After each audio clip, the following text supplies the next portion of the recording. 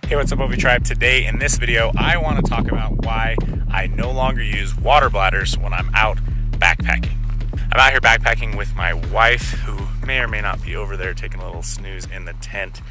And she asked me, hey, why do you use these smart water bottles now instead of the water bladders that you used to? You used to always use that water bladder system, or such as like a Camelback or something like that. That's what I mean, like a platypus with the piping over your shoulder. And so she said, why aren't you using that anymore? What's changed? You know, that seemed like a really convenient, nice system.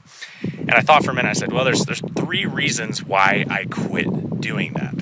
Number one is weight. These weigh next to nothing. I mean, these are a couple ounces. Compared to a water bladder, I've got the piping that has to come over my shoulder. I've got valves. I've got extra big openings and snaps and different things. And over time, those start to add up a little bit on weight. So that was the first thing I thought of. The next thing that I thought was really, really important was just the fact that I can always see how much water I've got in here.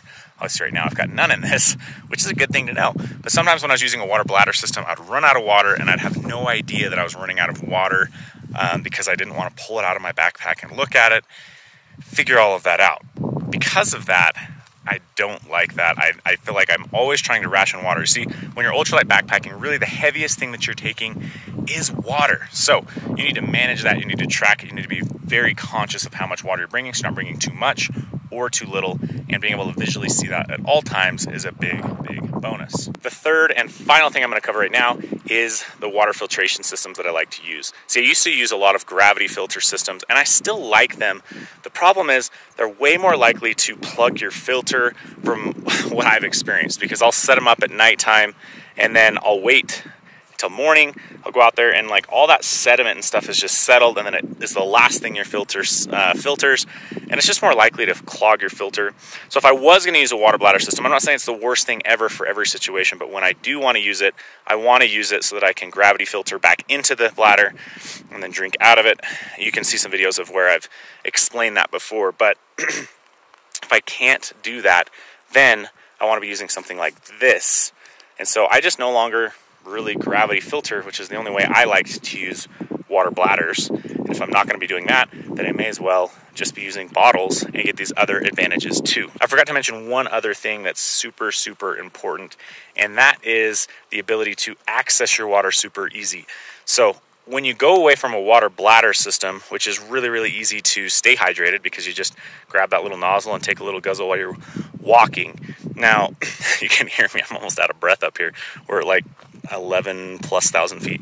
Anyways, it's extremely important to be able to get small, frequent amounts of water. If you know anything about water filtration, it's something like you can only take in about a cup to a cup and a half of water every 20 minutes.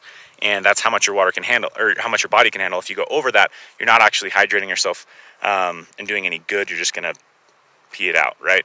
So make sure that you have the ability to get the water while you're backpacking. Now on our backpack, we've designed it so that you can easily pull that up and back out. Now it's not going to work for everybody. And so the other option is to use something like an aqua clip or something that can hold a smaller water bottle right here on your chest. That way you can sit there and sip while you're going down the trail and stay hydrated. Now, if you don't do that, then yeah, you need to use a bladder, because you have to be able to access that water and take small doses. Up here where we're at, that peak right there is Delano Peak. It's above 12 and a half, I want to say 1,000 feet. You know, when you're hiking at this type of elevation, or in the desert, or in anywhere, you need to stay hydrated. Taking those small doses is super, super important. So the last and final tip, I think I said I had 3, but really it's turned into more like 5 as I've sat here. You may be able to tell what this last one's going to be, which is I often like to mix in drinks, salts, electrolytes, caffeine, things like that. And having a water bottle makes that a lot easier to do than a water bladder.